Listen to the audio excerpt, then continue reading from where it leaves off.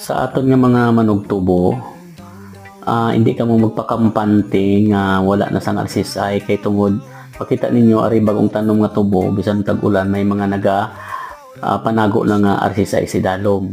Kaya bantayan ninyo na kay amo ni siyang pinaka-critical nga stage nga ang inyong tubo basi bala matingala naman kamo nga magnubo ang iyang mga buko kag mabawasan naman ang iyang sugar production kay ang kada dahon sini nagadala na ni siya sang sugar para iimbak niya sa iyang lawas.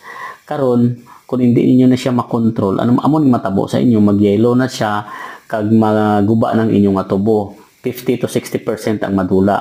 Kay ang resulta amo ni makita ninyo sa sunod o kanang iyang ara na maguba ang iyang unod nan amo na.